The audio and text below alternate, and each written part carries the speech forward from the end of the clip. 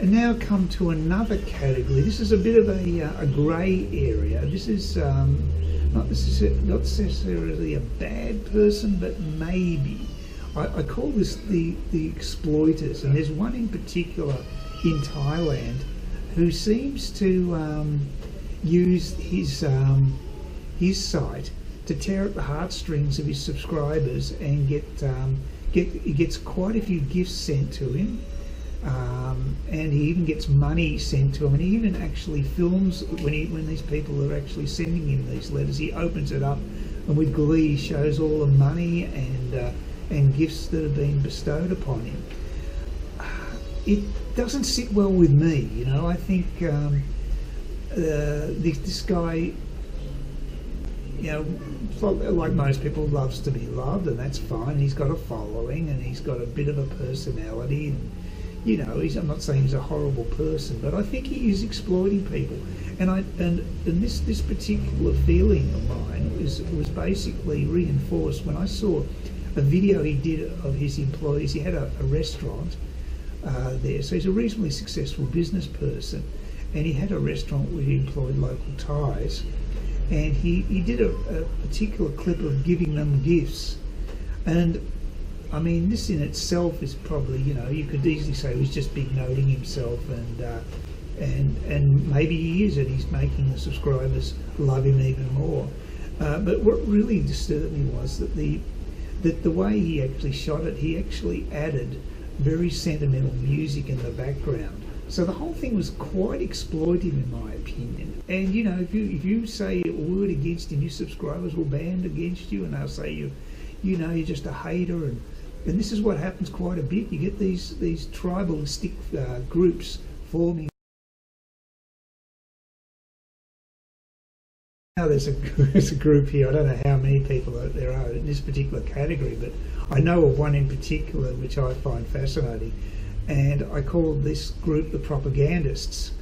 And the one in particular that tickles my fancy, I can't help but laugh in spite of the fact that it's actually fairly serious that he's bolstering a very dodgy regime, a very cruel regime that is doing some pretty disgusting things to a segment of its population in labour camps. And I've read an audiobook about it. His name is Aaron Han, and he's basically gets subsidised by the Korean government, or an agency of the North Korean government, to show the brighter side of their society. You know, showing how good the food is, how fabulous the restaurants are. Hardly a realistic view of life in North Korea, especially for an average North Korean. Also, he goes to fun parks and things. It's just basically, it's a high life for the elite in North Korea.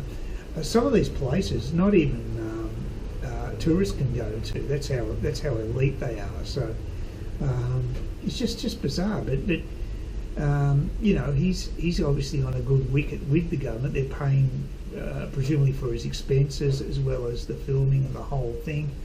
And I guess he sees no conflict of interest there. Well, I do. I think, you know, basically you are complicit with a regime that, you know, is in effect pretty evil, because they've locked people away in labour camps for decades, and not just the people they say are guilty of crimes against the state, whatever that means, but even their kids or their grandkids are also deemed to be guilty by association, simply because they share the same genetic code, even though they weren't specifically involved in this crime. So that, to me, is pretty evil to do that to people. And we're talking appalling conditions here. We're talking about people lucky to survive the journey, and even if they do, they're probably starving most of the time. And yet he'll make these chocolate boxy type videos trying to portray North Korea as a nirvana for tourists, and it's quite laughable, really.